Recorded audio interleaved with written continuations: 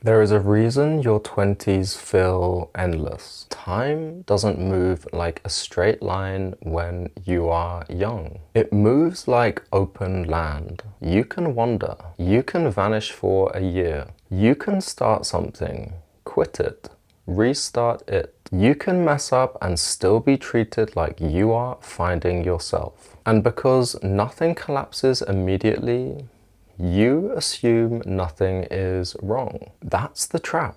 Because the danger in your 20s is not pain. It's delay without consequence. You tell yourself, I've got time. I'm figuring it out. This is part of the journey. I'll get serious later. And for a while, life lets you believe that. But time does not warn you when it hardens. It doesn't announce the moment when flexibility becomes cost. Mistakes start charging interest. Identity calcifies. Options narrow. 1 year you are exploring, the next year you are behind. Not because you are a failure, but because you ran out of margin and didn't notice. And this is why waiting until 30 to grow up doesn't make you wise. It makes you fragile. Fragile doesn't mean weak. Fragile means no buffer. And men with no buffer become dangerous in the wrong way. They cope, they numb, they rage, they disappear. They blame women. They blame the system. They blame their parents. They blame trauma. They blame spirituality. They blame the journey. Anything except the truth. They delayed adulthood, and now they are paying compound interest. This video is two things at once. A warning to men who are still in the window where you can break and recover, and a reckoning for men who feel the clock hardening. This isn't motivational. It's initiatory. Not the aesthetic version, the lawful version, the version that costs. Most men avoid growing up in one of two ways. The first is overstructure. Elite education, elite careers, constant performance, achievement as identity. From the outside, it looks impressive. From the inside, it often feels numb. These men learn how to win. They don't learn how to feel. So when pressure arrives that performance cannot solve, grief, meaninglessness, panic, breakdown, they don't have inner architecture to cope. They've been trained to override the body, and overridden bodies collect debt. That debt shows up later as addiction in a suit, rage behind competence, affairs, porn, alcohol, control, emotional shutdown, or a private collapse no one sees. The second escape is under structure. Freedom, travel, spirituality, substances, endless openness. This looks like rebellion. It feels like authenticity, but without discipline, it becomes avoidance. These men learn how to feel everything. They don't learn how to carry anything. So when responsibility finally appears, commitment, repetition, limits, they panic. Both paths delay initiation. Both feel safer than adulthood. Both fail later. And here is the part most men do not want to admit. You don't choose between structure and soul. You choose whether you integrate them or let one destroy the other. There's a phrase people say half-jokingly about your 20s.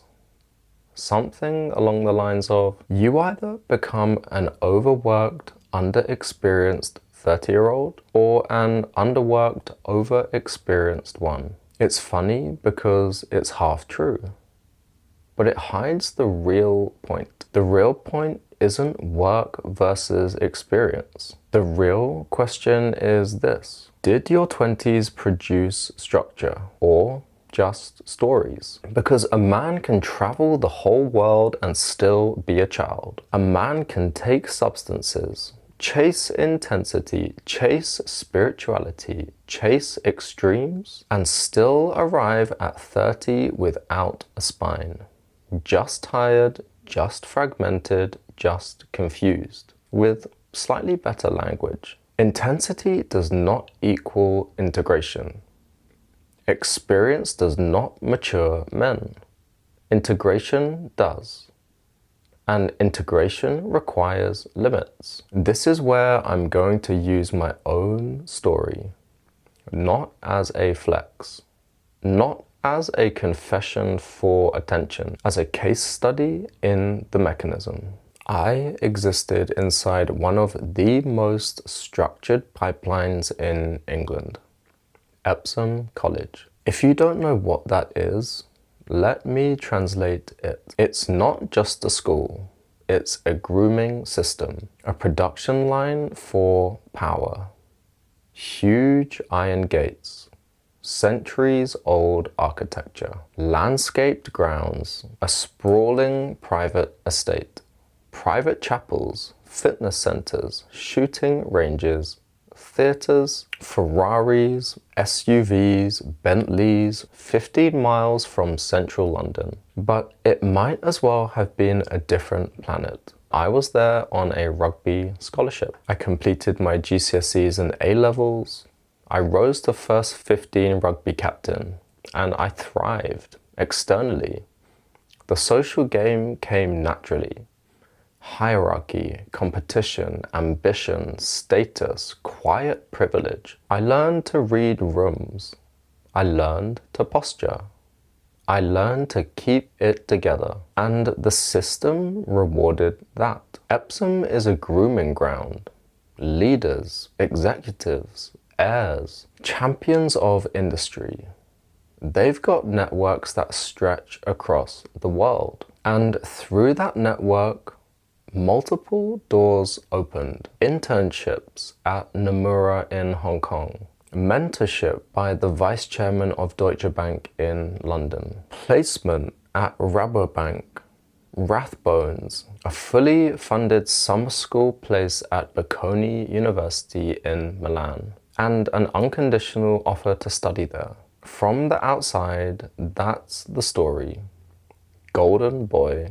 Trajectory. Prestige. Here is the other story. There were two lives running side by side. On the surface, success, image, accolades. Underneath, utter hellfire, anxiety, panic, depression, and a drug habit that wasn't a phase. Cannabis dependence so heavy I could not function without it. Inside school, outside school, constantly. By my last year, I wasn't even hiding it well, rarely going it in, telling people I was studying from home. But really, I was hiding social bankruptcy. I became a recluse, a ghost, and the sick part is, people could often see it. Teachers, caretakers, friends. But in the elite environments, there's a silent agreement. As long as you keep producing, nobody looks too closely. And that's not because everyone is evil. It's because the machine runs on output. So I kept up appearances. But inside, I was hanging by a thread. And there's a particular humiliation in that. Because you are surrounded by money and ambition and promise. And you are privately collapsing. So you learn to become two people. The one who wins and the one who suffers. That split is expensive.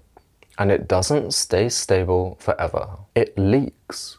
It comes out sideways. Recklessness. Acting out. Jack the lad.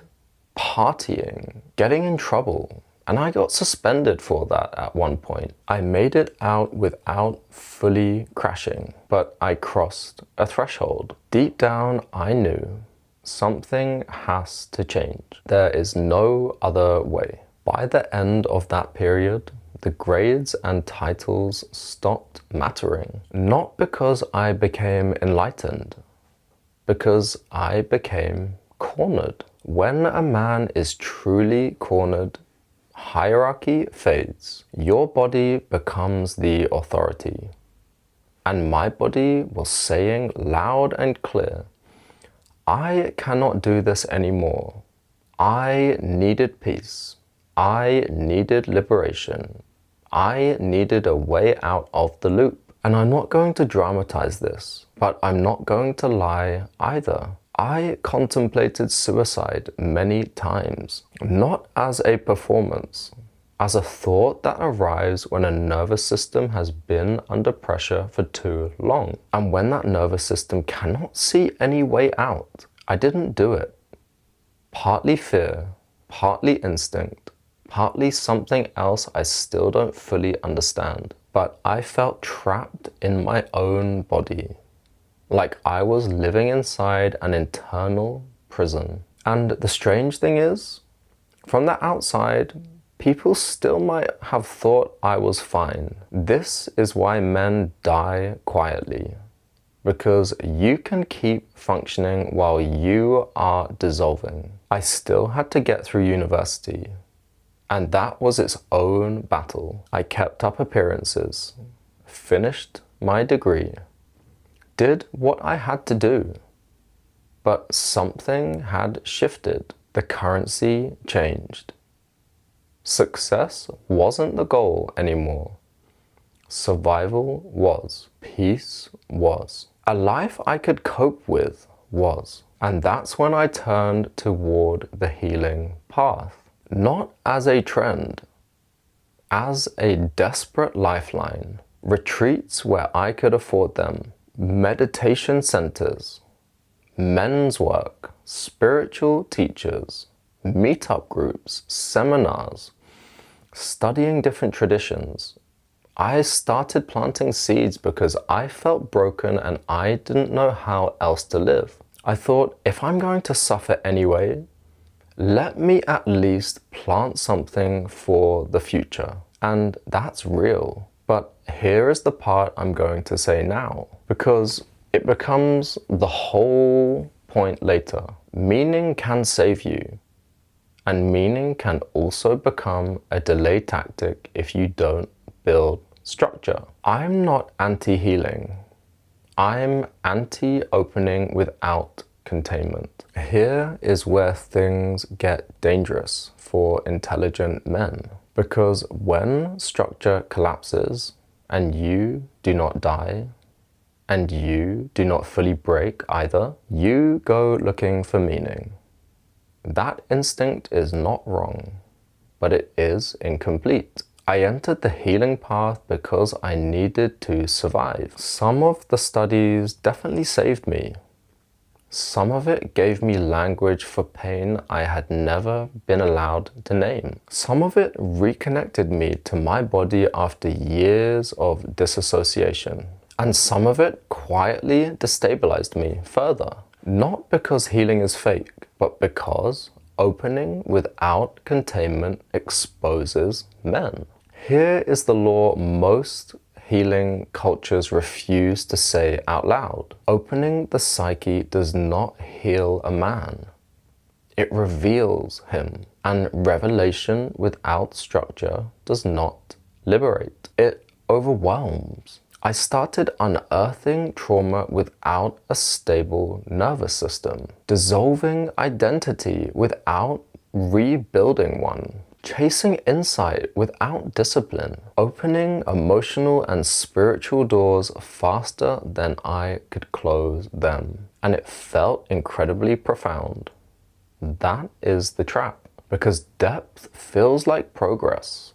Until function starts disappearing. You can sound wise while becoming less capable. You can speak beautifully about consciousness while your life quietly collapses. This is how healing becomes an identity instead of a phase. Always processing, always not quite ready yet, always waiting for the next insight. It sounds responsible, but functionally, it delays adulthood. Because adulthood is not insight, it is limits. And I need to be very clear here, because this is where men misunderstand. Fuck your life up before 30 does not mean self-destruction, romantic chaos, addiction, criminality, burning every bridge and calling it freedom. That is not initiation.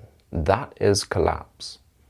What it actually means is this: your 20s are the safest time to meet the limits of who you are, to be corrected, to fail, to be humbled. Because if you don't meet truth voluntarily, life will teach it violently later. And late lessons don't just cost you, they cost everyone standing near you. Now, let's talk about how avoidance feels, not philosophically, in the body. There is a sensation men feel when they delay adulthood too long. It isn't dramatic. It doesn't look like collapse. It feels like low-grade unease, a background hum, restlessness, irritation, dissatisfaction without a clear story, impatience with people who are building, a subtle dread that shows up late at night. You can still function. You can still laugh. You can still socialize. You can still tell good stories. But when you are alone, something tightens. Breathing becomes shallow. The chest compresses. The phone becomes necessary. Distraction becomes compulsory. Men misread this constantly. They think, I need clarity. I need purpose. I need motivation. I need healing. What they actually need is structure. Because the body does not respond to intention. The body responds to pattern. And while a man is drifting, his nervous system is learning something very specific. Effort is optional. Discomfort is dangerous. Boredom must be escaped. Responsibility can be postponed. So when he finally decides to change, his body resists. Not because he's lazy, because he trained it in this way. This is why men say, I know what I should do. I just cannot do it yet. This is not a thinking problem. It's a conditioning problem. And conditioning only changes one way: repeated, boring, embodied action. This is also why late change feels so heavy. In your early 20s, mistakes are expected. Instability is tolerated. Resets are socially permissible. By your early 30s, patterns are judged. Instability has consequences. People expect coherence. This isn't cruelty.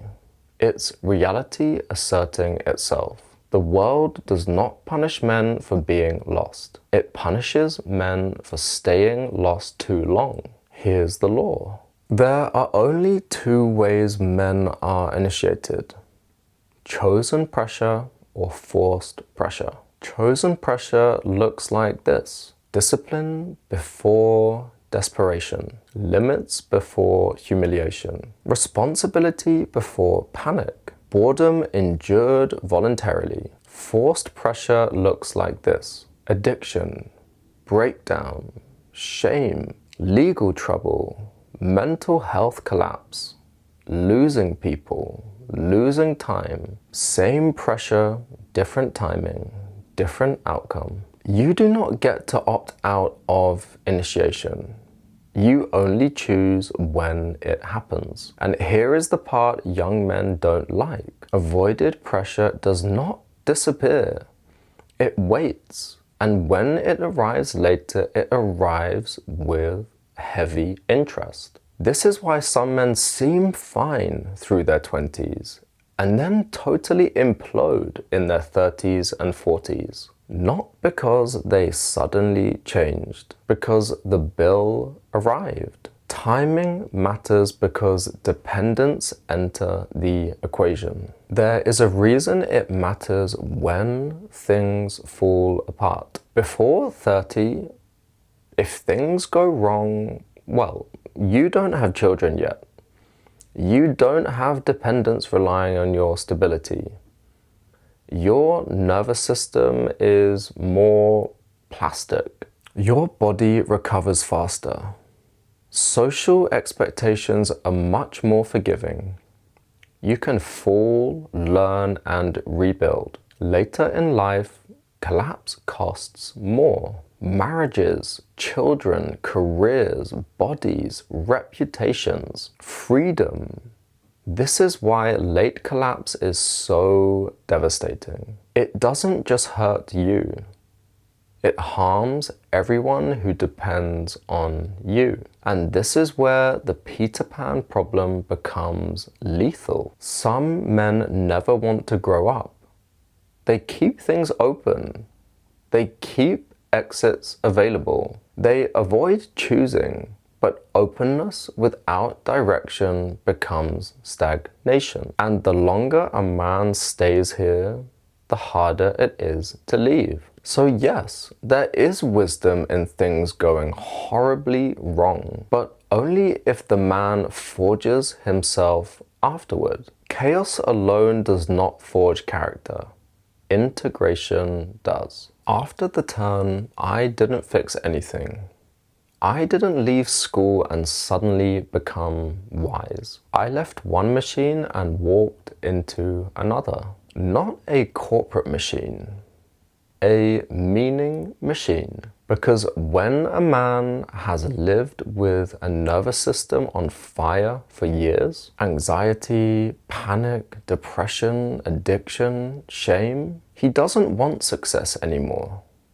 He wants relief. He wants to breathe without fighting his own body. So I did what a lot of intelligent, sensitive men do when ordinary life feels completely unbearable. I went searching, not as an aesthetic, as a survival strategy. Inner work, shadow work, somatic language, traveling across 6 continents. And the search just kept on expanding. A decade where the outer itinerary looked courageous, spiritual, mythic, and parts of it undoubtedly were. But underneath, the pattern was more complicated because I wasn't just traveling. I was regulating.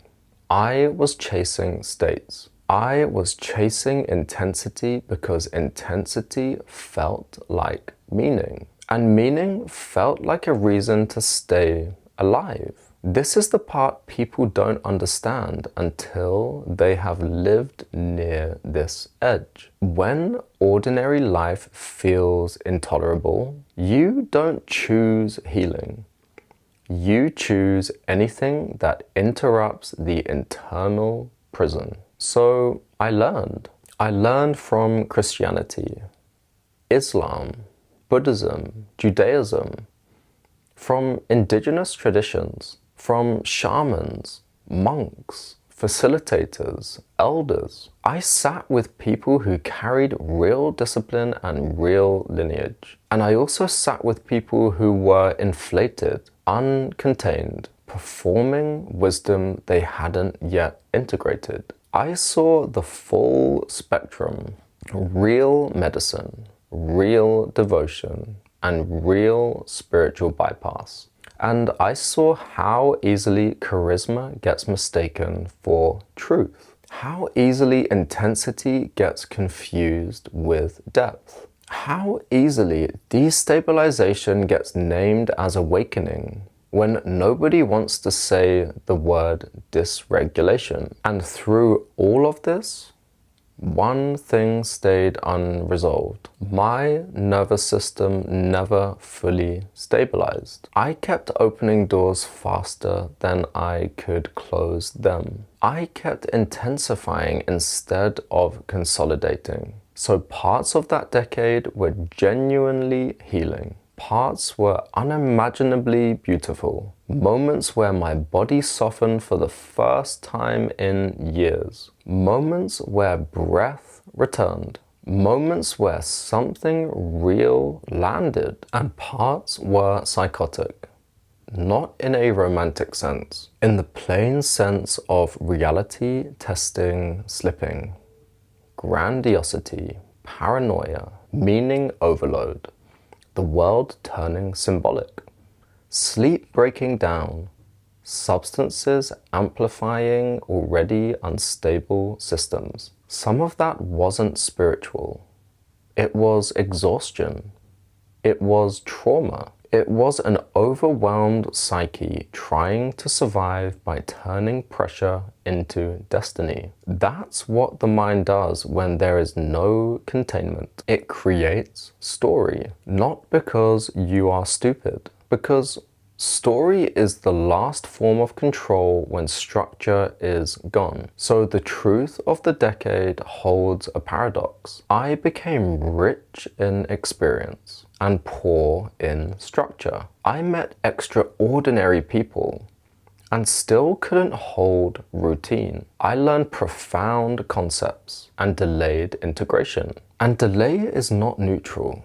The nervous system learns what you repeat. And what I repeated was intensity, meaning, movement, escape. So when people ask now, was it worth it?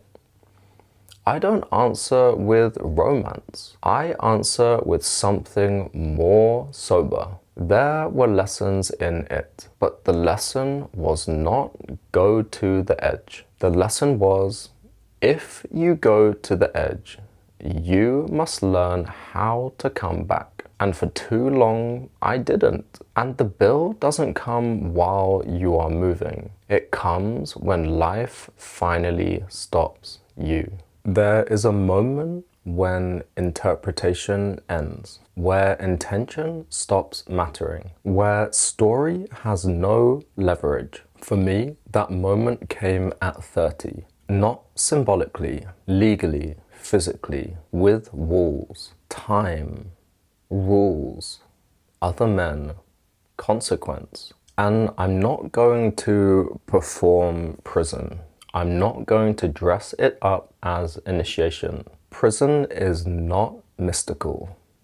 It is corrective force. It is life saying, you don't get to keep moving like this. And this matters because this is where the principle becomes undeniable. Meaning does not cancel consequence. You can be traumatized. You can be addicted. You can be sensitive. You can be spiritual and still be accountable. Prison doesn't care about context. It doesn't care about your inner world. It doesn't care how poetic your explanation is. It reflects back what happened. And what prison removed immediately was the last place to hide.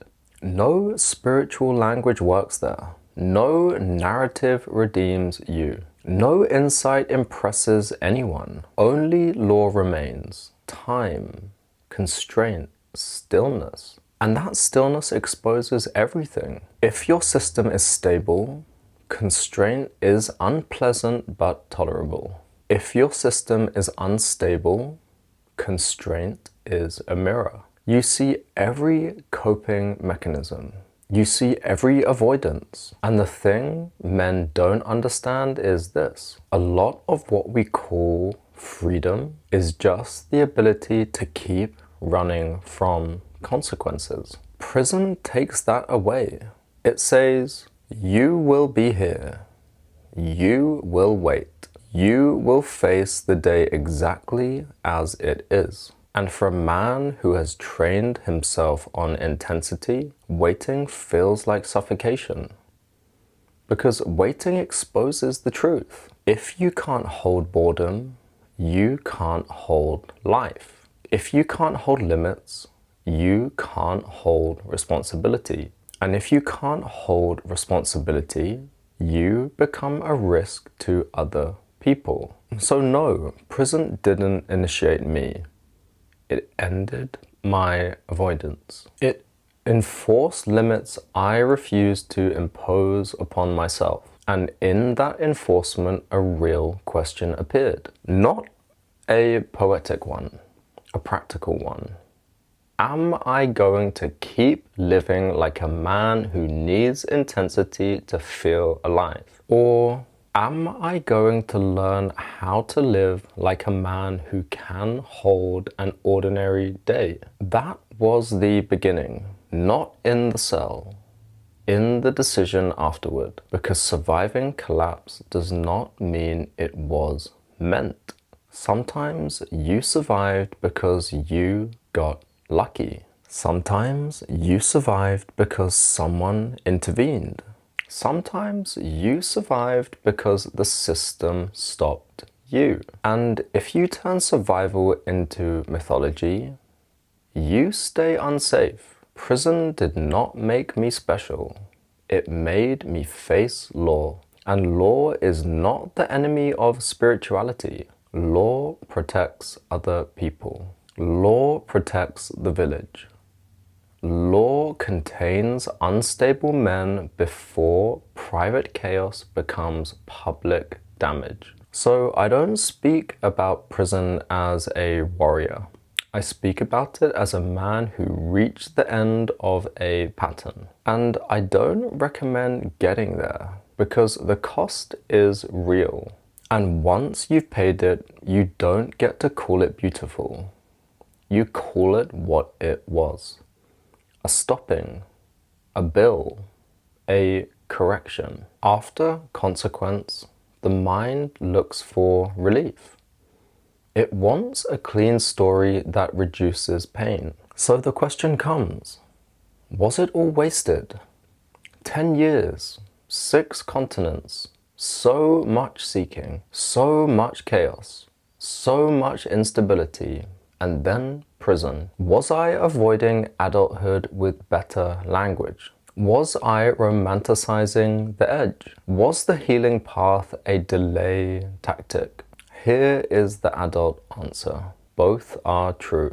Some of it was medicine. Some of it was avoidance. Some of it was necessary. Some of it was refusal to stabilize. Men get stuck here because they choose one story, all sacred or all a failure.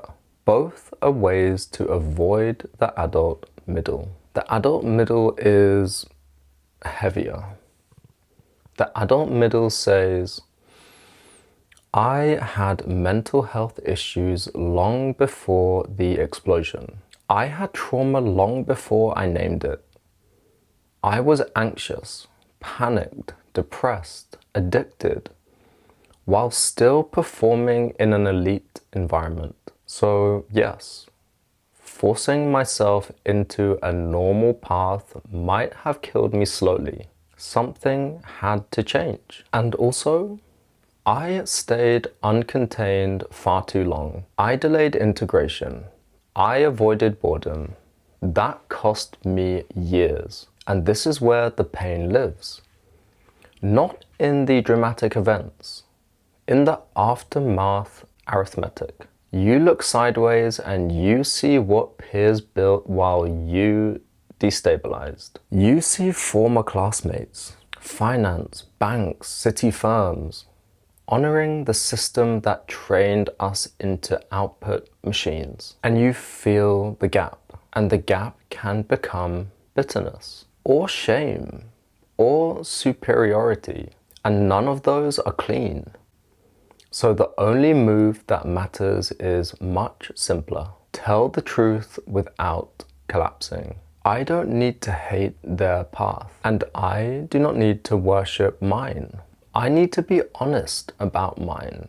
Because medicine is not what happened. Medicine is what you build afterwards. If I use the decade as proof that I am special, it becomes poison. If I use the decade as an excuse, it becomes poison. If I use the decade as fuel to build something stable, quietly, lawfully, over time, then it becomes medicine.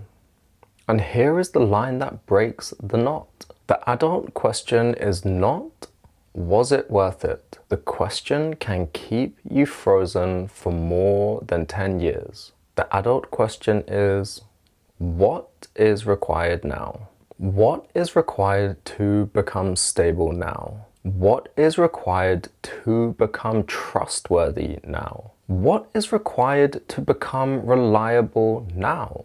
What is required to build a life that doesn't depend on intensity? That question is humbling because it does not ask for philosophy. It asks for behavior. It asks for limits. It asks for repetition. It asks for boring integrity. And the ego hates boring integrity. The ego wants a heroic comeback. The ego wants to be seen. The ego wants to turn suffering into authority. But suffering does not entitle you to anything. Not admiration, not forgiveness, not a platform. If anything, it entitles you to responsibility. Responsibility for what you damaged. Responsibility for what you delayed. Responsibility for what you now know. So here is my honest statement, the one that doesn't flatter me.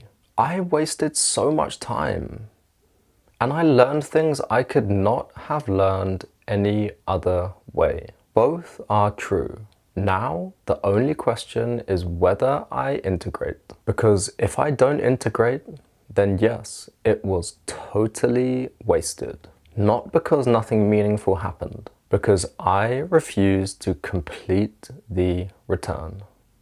I refuse to come back from the edge. Integration is where men disappear, because there is no spectacle here.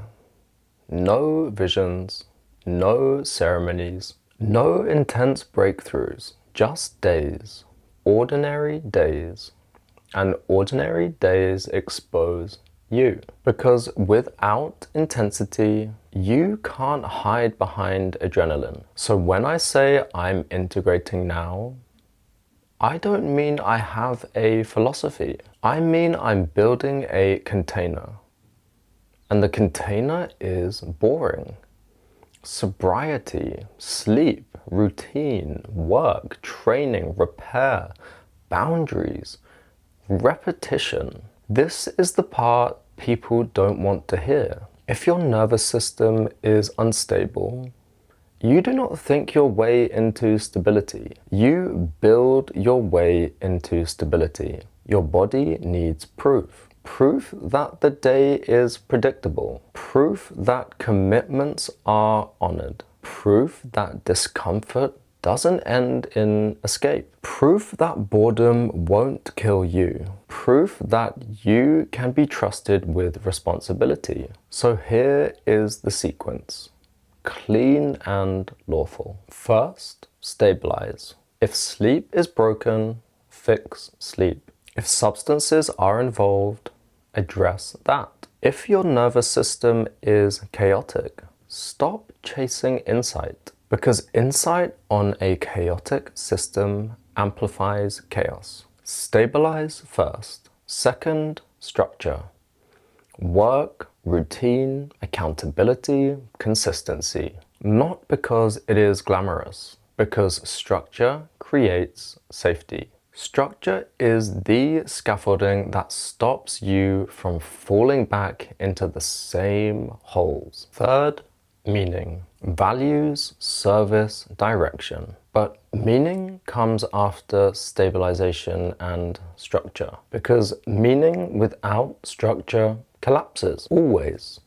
This is where a lot of sensitive men reverse the order. They chase meaning first. They chase teachers. They chase the next opening. They chase another ceremony, and they stay unstable because they skipped the boring foundation. So for me, integration has been concrete. Sobriety as structure. I'm around 11 months into sobriety now. And I'm saying that without pride, because sobriety is not a badge. It is a foundation. It's the decision to stop amplifying an already sensitive system. Sleep and nervous system basics. Regular wake time, consistent meals, hydration, movement, light. Simple inputs that signal safety to the body. Work. Not because work is God, because work anchors you to reality. Work makes you answerable. Work collapses fantasy. Work forces you to meet consequence in small increments instead of one catastrophic bill. Training, not aesthetics. Capacity. Because the body is your first container. Training teaches you to tolerate discomfort without story, to respect limits, to build slowly, repair. This is the part men try to skip. They want to move on. They want to be new. But integration demands repair where repair is possible. Sometimes repair is private. Telling the truth, owning what happened, refusing to repeat it. Sometimes repair is practical, paying debts, stabilizing finances, rebuilding routine, rebuilding trust through time. And trust is rebuilt one way, consistency. You don't rebuild trust by explaining yourself. You rebuild trust by being consistent. By showing up, by doing what you said you'd do, by not making other people carry your instability. This is why integration feels like constriction at first, because it removes exits. It removes the fantasy of infinite options. It forces you into the mundane. And the mundane is where the nervous system rewires. So when men say, I know what I should do, I just can't do it, I don't hear laziness. I hear conditioning. A system trained to escape discomfort. A system trained to chase intensity. A system trained to interpret boredom as danger. And the only way out is repeated action. Small enough to be sustainable. Boring enough to be real. And this is the miracle. Not the loud miracle. The quiet one.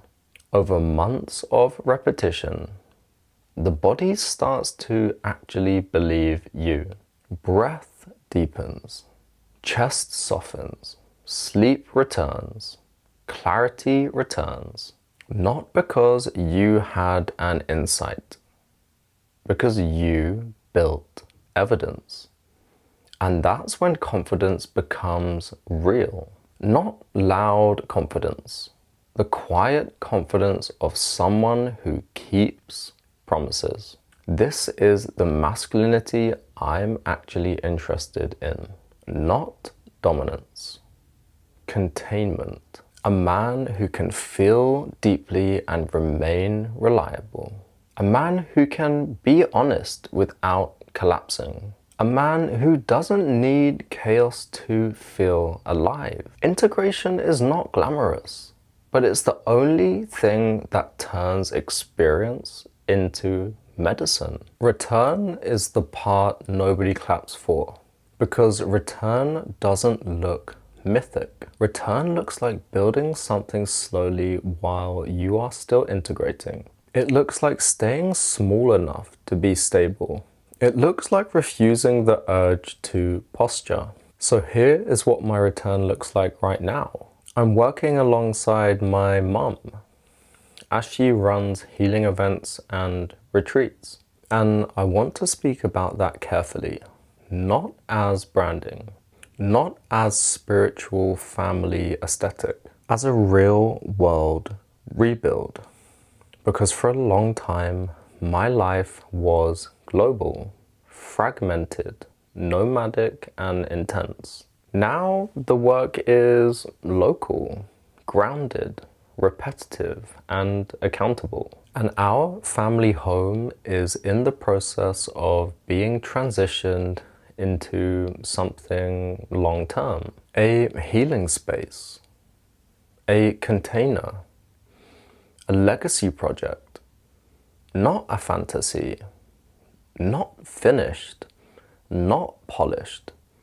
A work in progress that requires structure, logistics, consistency, money management, planning, and sobriety. And this matters because it closes a circle. For years, I searched the world for containers. Now, part of my return is helping build one. Not because I'm an authority, because I understand in my bones what happens when people open without the support they need. I understand what happens when meaning arrives without structure. So the return isn't me claiming a title. It's me taking responsibility for building conditions that reduce harm for myself and for others. And there is a tension here that's real.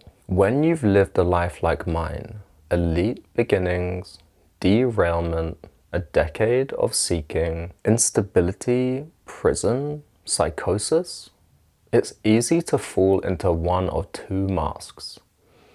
Either you hide, you keep everything private because you don't want to be seen as that guy, or you overshare. You turn your life into a story because you want redemption through attention. Neither is clean. So I'm consciously choosing a third lane, building in public carefully, telling the truth without spectacle, speaking soberly, not dramatically, not trying to convince anyone, not trying to be believed, just documenting what I'm doing now. Staying sober, working, training, showing up, helping build events and retreats in a grounded way, learning how to operate inside responsibility rather than outside it. And this matters for men watching. If you've been unstable, your first duty is not to teach, it is to become reliable. If you've been addicted, your first duty is not to have an opinion. It is to stabilize your nervous system. If you've harmed, your first duty is not to be forgiven. It is to stop causing harm. Return is not a speech. Return is behavior over time. And this is also why return can feel lonely. Because people who knew you in one identity often struggle to see you in another. Some people only remember your worst moments. Some people cannot update their image of you so quickly. That is not harsh or cruelty. That's nervous system memory. So I'm not rushing to force recognition. I'm not trying to reclaim the old world. I'm building the new one slowly. And if it's real, it will hold. Return is the opposite of the healing path trap.